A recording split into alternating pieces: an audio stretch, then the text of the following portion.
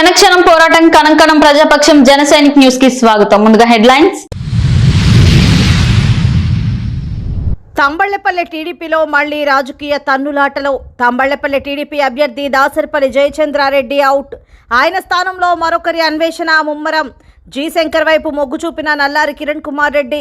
శంకర్ మంత్రి పెద్దిరెడ్డి కోవట్టని కిరణ్ కుమార్ కు నూరిన స్థానిక మరియు మదనపల్లి టీడీపీ నేతలు. దీంతో సీన్ మీదకు చల్లపల్లి లేదా ప్రవీణ్ కుమార్. ముగ్గురి ఓటమే లక్ష్యంగా జగన్ భారీ స్కెచ్. అసెంబ్లీలోకి రాకుండా అడ్డుకోవాలని ప్లాన్. లోకేష్, పవన్, రఘురాములు గెలవకూడదు. 2019లో సక్సెస్ అయిన జగన్ మంత్రాంగం.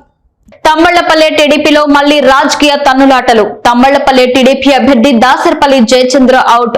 ఆయన స్థానంలో మరొకరి అన్వేషణ ముమ్మరం. జి శంకర్ వైపు మొగ్గు చూపిన నల్లారి కిరణ్ కుమార్ రెడ్డి. శంకర్ మంత్రి పెద్దిరెడ్డి కోవటని కిరణ్ కు నూరిన స్థానిక మరియు మదనపల్లి టీడీపీ నేతలు. దీంతో సీన్ మీదకు చలపల్లి లేదా ప్రవీణ్ కుమార్.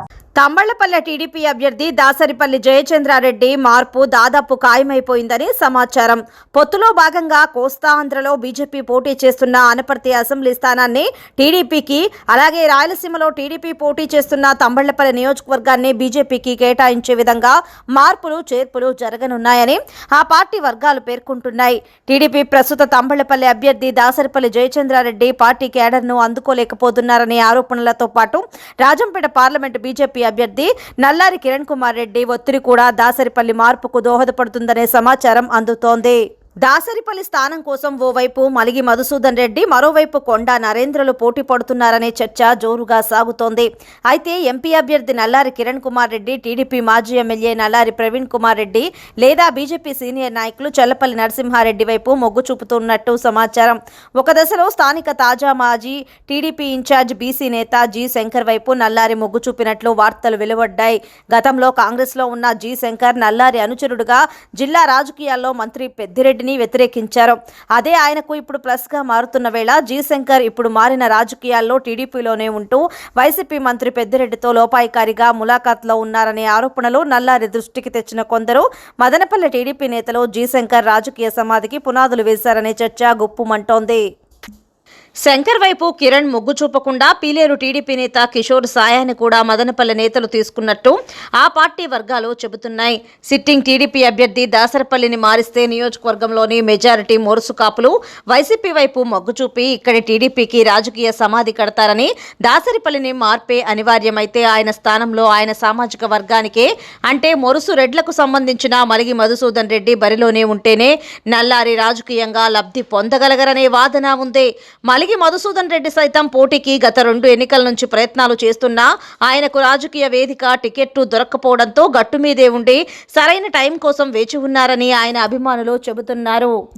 ఇదిలా ఉండగా బి కొత్తకోటకు చెందిన కొండా నరేంద్ర కూడా నియోజకవర్గంలో మారిన పరిస్థితుల నేపథ్యంలో ఎన్నికల బరిలో దూకేకి తమ ప్రయత్నాలను ముమ్మరం చేశారు. ఆయన బి కొత్తకోటలో ఆత్మీయ సమావేశాలు పెడుతున్నారు. 2009 నుంచే కొండా నరేంద్ర నియోజకవర్గం ఎన్నికల పోటీలో ఉంటారనే ప్రచారం ఉంది. అప్పట్లో ఆయన ప్రజారాజ్యం తరపున తంబళ్లపల్లి అభ్యర్థిగా ఉంటారని ఆయన అభిమానులు ఆశిస్తే అప్పుడు కలిచెర్ల ప్రభాకర్ రెడ్డి ఆ అవకాశాన్ని దక్కించుకున్నారు. మళ్ళీ 2019లో జనసేన తరపున కొండా నరేంద్ర బరిలో ఉంటారని ప్రచారం జరిగిన నేపథ్యంలో విశ్వం ప్రభాకర్ రెడ్డికి అవకాశం దక్కింది. ఈ మారు 6 కొండా నరేంద్ర ఇండిపెండెంట్ గా ఆయన బరిలో ఉండాల్సిందే అని ఆయన అభిమానులు కొండా మీద తీవ్ర ఒత్తిడి తెస్తున్నట్లు సమాచారం. తంబళ్లపల్లి రాజకీయాల్లో ముందెన్నడూ లేని విధంగా రాజకీయం రసవత్తరంగా మారిందని సమాచారం. మదనపల్లిలో రాజకీయ ప్రచారం కాకరేపుతోంది. తెలుగుదేశం అభ్యర్థి ప్రకటనతో ఉలిక్కిపడ్డ వైకాపా మరింత దూకుడుకు చర్యలు చేపట్టింది. అయితే టికెట్ ఖరారు అయినప్పటి నుంచి టీడీపీ అభ్యర్థి షాజగన్ క్షణం కూడా వృధా కాకుండా ప్రచారంతో హోరెత్తిస్తున్నారు. చిన్న పెద్ద అన్న తారతమ్యం లేకుండా చొచ్చుకుపోయి అందరి మన్ననలు అందుకుంటున్నారు. బహునాయకత్వం ఉన్న టీడీపీ నాయకులతో సమన్వయం, బాధ్యతలు అప్పగింత, గ్రామీణ పర్యటనలు, పట్టణంలో వార్డు బాట, నూతన చేరికలు, గుళ్లల్లో పూజలు, మసీదుల్లో ప్రార్థనలు, ఎప్పటికప్పుడు మీడియా సమావేశాలు, ప్రత్యర్థుల ఆరోపణలకు తగిన కౌంటర్, అలక వహించిన నేతలను ప్రసన్నం చేసుకునే చర్యలు, జనసేన బీజేపీ నేతలతో కలిసి సమావేశాలు, కుల సంఘాలు కార్మిక సంఘాలతో ఆత్మీయ సమావేశాలు, మహిళా సంఘాలతో గ్రూపు మీటింగ్లు, ప్రచార యంత్రాంగం ఏర్పాటు, అసంతృప్తులు బుజ్జగింపులు, పార్టీ పార్టీ మేనిఫెస్టో అంశాలను వివరించటం, ఉదయం నుంచి అర్ధరాత్రి ప్రచారం ముగిసే వరకు చెరగని చిరునవ్వుతో అందరినీ ఆప్యాయంగా పలకరిస్తున్నారు. ఇలా ఒకటేమిటి, షాజహాన్ నాయకత్వ ప్రతిభను చాటుకుంటున్నారు. ప్రచారంలో దూసుకెళ్తున్నారు. ప్రతిరోజు తన బలాన్ని పెంచుకుంటూ అందరి అభిమానాన్ని చూరగొంటున్నారు. తనకు తానే సాటి అని మరోమారు నిరూపించుకుంటున్నారు. ఈ నేపథ్యంలో ఆదివారం మాజీ సైనికుల సంక్షేమ సంఘం తమ సంపూర్ణ మద్దతు తెలిపింది. ఎమ్మెల్యేగా ఎన్నికైన వెంటనే అర్హులైన మాజీ సైనిక కుటుంబాల వారందరికీ ఇంటి పట్టాలు అందిస్తానని, హిందూ శ్మశాన వాటిక అభివృద్ధికి సహకారం అందిస్తానని షాజహాన్ హామీ ఇచ్చారు. నీరుగట్టువారిపల్లికి కాట్లాటవారిపల్లి రోడ్డు వీర ఆంజనేయ స్వామి గుడి ముందర రెడ్డి రాయల ఆధ్వర్యంలో జరిగిన వీధి సభలో పాల్గొన్న షాజహాన్ బాషాకు అక్కడి ప్రజలు అపూర్వ స్వాగతం పలికారు. ఆదివారం పుట్టినరోజు జరుపుకుంటున్న తెలుగుదేశం యువ నాయకుడు చిన్న మహేష్ పుట్టినరోజు వేడుకలను తెలుగుదేశం పార్టీ కార్యాలయంలో షాజహాన్ ఘనంగా నిర్వహించారు. మహేష్ కుటుంబ సభ్యులు, మిత్రులు షాజహాన్ తో తమ ఆత్మీయతను పంచుకున్నారు. ఈ క్రమంలో ఆదివారం షాజహాన్ బాషా ఇద్దరు ప్రముఖులను కలిశారు. ప్రముఖ హోమియోపతి వైద్యుడు రామానాయుడుని కలిసి తన మద్దతు కోరారు. 1వ వార్డుకు చెందిన వైఎస్ఆర్సీపీ నాయకులు రామిరెడ్డి మర్యాదపూర్వకంగా షాజహాన్ ను కలిశారు. త్వరలో రామిరెడ్డి తాను షాజహాన్ నాయకత్వంలో పనిచేయనున్నట్లు ప్రకటించారు. అదేవిధంగా అన్నమయ్య జిల్లా తొగట వీరక్షత్రియ ఉపాధ్యక్షులు రామిశెట్టి రత్నమ్మయ్యకు పార్టీ కండువా కప్పి సాదరంగా ఆహ్వానించారు. వారితో పాటు Jagadish, Mahesh, Keshava, Subbaiah Naidu, Vishwanath, Jeevireddy, Vemanarayana, Naresh, Reddaiah, R Reddappa, P Venkataiah, Ganesh, Vasudeva, B Hari Prasad, G Nagendra, Satyanarayana, Santosh, Karthik, Anil, Chiru, Narasimhulu, రోహిత్లకు తెలుగుదేశం పార్టీ కండువా కప్పి పార్టీలోకి ఆహ్వానించడం జరిగిందని ప్రకటించారు. ఏపీ సీఎం వైఎస్ జగన్ 2019 ఎన్నికల్లో వైసీపీని 151 స్థానంలో గెలిపించుకోవడం కోసం పడిన కష్టం అంతా ఇంత కాదు.